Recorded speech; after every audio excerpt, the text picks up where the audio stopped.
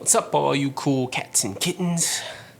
Hey, if you know where that's from, comment down below with your Cash App. I'll send you $1. First 5 people though, but if you know where that's from. So most of you may know me already. I am this cat, or this guy, or some of you may know me from other places. But if you don't, my name is Bobby Coston. I am the creator, the writer and director, and almost everything else of Eden. And I am also the CEO. I don't even really, man, it's not really CEO. Like, I'm the creator of I-88. Whoa, that logo is so sexy. A lot of people just want to know some behind the scenes stuff. So what I'm gonna start doing is for all of the projects that we upload, which more coming soon, I'm gonna be trying to give you guys as much behind the scenes content as I possibly can. For Eden, unfortunately, we didn't have a big enough crew to have somebody do behind the scenes. So first things first, the idea came specifically because I wanted to create something creepy. I am a horror movie buff. I don't know why. I never used to like being scared, but for some reason now I can. Like, I just feel like I can't get scared by a movie. Rarely. For the most part. So I really wanted to create something kind of in the horror genre, and this was kind of right around Halloween time.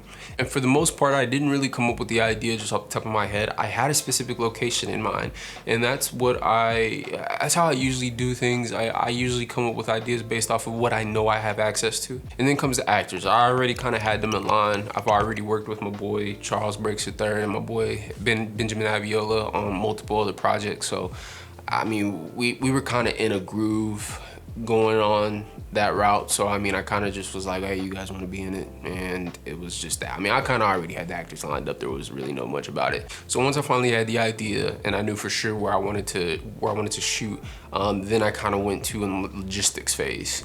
And usually at the logistics phase, that's where I start writing the script. Kind of start getting all the pre-planning, because I wanted this to be as professional of a set and as a film as I possibly could, since it was my first real thing that I knew I wanted to do. And one of the ways I did that was, you know, trying to make sure I had all the logistics, all the templates, things like that, call sheets, blah, blah, blah, all the boring stuff. The next part of my logistics came to figuring out how I wanted it to look, and that's really the hardest part. I say that, bro. I mean, honestly, there's no hardest part of filmmaking. Everything has its own set of challenges.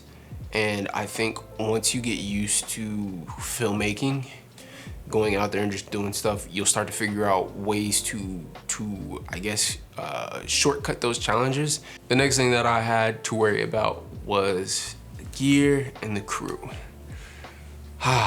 So this beautiful piece of work that I'm shooting on right now is the Blackmagic Pocket Cinema Camera 4K. I don't even care if that name is long. Bro, it deserves a long name. It's a memorable name. So that was the camera that we decided to shoot with. It gave the exact look that I wanted. And I was drooling probably for the first 20 minutes of seeing it, because I didn't have this camera when we shot Eden. I actually had to enlist the help of my boys, Upper Stage Media, which is Damian Marks and Tyler Anderson. Tyler Anderson was my director of photography. Damian Marks was a second producer and also first AC to the camera. And he also did a lot of behind the scenes photography as well. But they made sure that I got what I wanted to get, and now we are longtime, forever friends, and we will continue to work on projects, as you guys will see here pretty soon. And then also for sound, we went ahead and just went with, I have a cheap boom mic that I have here. It gets the job done. I mean, it's nothing too crazy. I mean, like I said, this is no budget. A lot of the stuff I just had already, or I might have copped like real quick right before the film.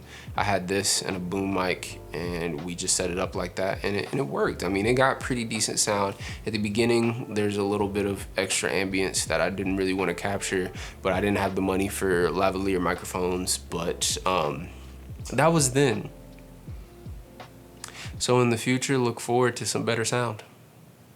I got y'all, I'm telling y'all, I got y'all, bro. I got y'all. And then for lighting, it was mostly natural light. which was crazy because I did not think about lighting at all until we got there. And that is probably the biggest slap in the face. But also I knew that there were, I guess I did, because I knew at that location there was a lot of natural light. Now, I guess not natural light, but a lot of practical light. There were a lot of street lamps. There were, I mean, the place was lit up. There was a big movie theater right across the street with a crap ton of just those, like, it's like an old school movie theater with all the lights, kind of like the Broadway kind of. It had enough light to really kind of shine and cast a nice little, you know, practical light over the entire parking lot. And we were next to this barber shop that just happened to leave their lights on that late at night, and it was pretty well lit. And we just had a lot of, I mean, we really did not need any LED lights at all. And then the last thing I kind of wanted to get into is actually on set is the visual effects. I knew, like I said, what I wanted to do from the beginning. So I had already figured out what I needed to do to get those shots in camera, so that way when I brought it into post-production, like After Effects and Premiere, and doing all of the extra Blender, I mean, I didn't do Blender, but just an example, you know, you'll hear it a lot. I'll fix it in post, which is extremely not possible. I mean, I'm not even gonna say it's hard, it's just not possible. Just always keep in mind that fixing it in post is not possible. If you can get it in camera, get it in camera. Don't ever think that you can fix it in post, because a lot of issues will come and you'll end up, it just look amateur. But also, as far as like him getting his neck slashed, that was a VFX for the first time. When he actually turns around and he's walking away from the monster and he's holding his neck. One cool thing we did, so I got a red balloon and I filled it with fake blood. And this was like a genius. This was one of those times where I'm just like, so just filled it up with fake blood, had him hold it in one hand and kind of just told him to walk and kind of squeeze it.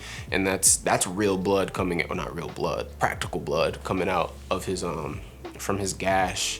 At that scene, which I was very happy with that. Also, the blood at the end with her like drooling and it was coming out of her mouth, fake practical blood. I mean, you can get these little blood capsules at like a Halloween store or Party City for like a couple $, and then you just put them in your mouth and they taste actually good. It tastes like strawberry. I didn't know that it was actually kind of tasty like that. I wouldn't really just be eating them, but I mean, you could, I guess. So post-production was actually like I love post-production because it's so cool to be the director, the editor. Like it's just cool to see how a film goes through all of the stages. And it was, I mean, it was pretty easy. I mean, aside from like some of the VFX shots, like I said, there was a little bit of learning here and there, but I mean, obviously they came out pretty decently. Shout out to Film Riot. I love watching Film Riot. I actually got the neck slashing VFX from them, and it came out really good. As far as the mouth, the jaw opening, the big effect that everybody wants to know how to do, I'll link a video, I think here or here. That was the same place. It'll pop up somewhere on what I watched to learn how to make that effect. And then I just kind of tweaked it to my own like style, what I wanted to see. I think sound is what really got you guys. This is what really makes a film pop. It's not the visuals. I mean, the visuals help, but a film is 50% visuals, 50% sound. I'm telling you, sound will make or break your film. So I spent a lot of time trying to congregate and coagulate and assimilate the best kind of sound that I could. And that's where my boys' sound epidemic came in, or epidemic sound, my bad. Man, do they have a great library. It's literally like you have your own Foley artist. But that end scream, it's not one sound. It's probably 7 sounds layered and timed around each other. And that's what makes good sound engineering, is when you know how to layer sounds. All of that came together and made my first fully directed short film, Eden. To all the people that are supporting, thank you, for real. From the bottom of my heart, thank you. Because I have been making stuff for a while now, and I feel like this is the first time that some art of mine is really getting recognized, and I will continue not to disappoint and to do my best to create more and more content for you guys. So with that being said, peace.